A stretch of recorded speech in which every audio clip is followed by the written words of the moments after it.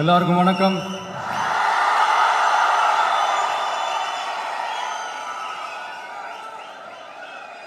அண்ணல் அம்பேத்கர் அவர்களுடைய இந்த நூல் வெளியீட்டு விழாவில் கலந்துக்கிறது, அதுவும் இந்த முக்கியமான நாளில் கலந்துக்கிறது எனக்கு கிடைச்ச மிகப்பெரிய ஒரு வரமாக நான் நினைக்கிறேன்.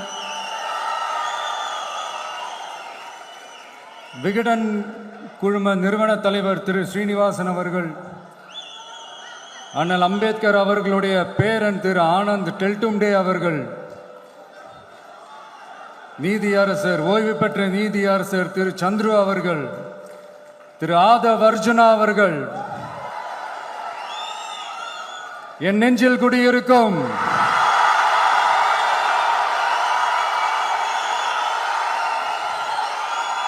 என்னுடைய நண்பா நண்பிகள், தோழா தோழிகள்,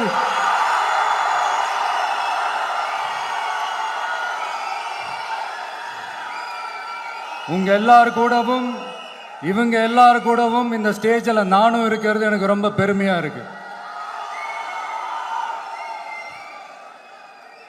முக்கியமா இப்படி ஒரு ஃபங்க்ஷனை ஏற்பாடு பண்ணி எனக்கு அந்த வாய்ப்பை கொடுத்த விகடன் குழுமத்திற்கு என்னுடைய மனமார்ந்த நன்றிகளை தெரிவிச்சுக்கிறேன்.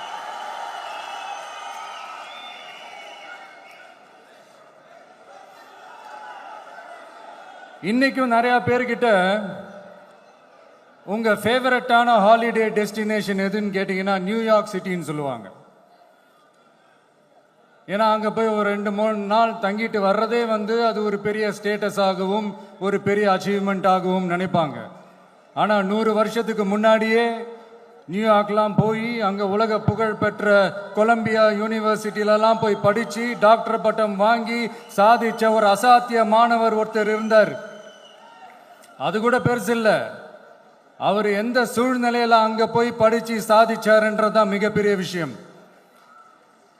அன்னைக்கு அந்த மாணவரை, நீ இந்த சாதியில பிறந்திருக்கிற, உனக்கெல்லாம் படிக்கிறதுக்கெல்லாம் தகுதி இல்லை, நீ எல்லாம் எதுக்கு ஸ்கூலுக்கு வர, அப்படி இப்படின்ட்டு அவர் வாழ்ற சமூகமே அவரை தடுத்துச்சு.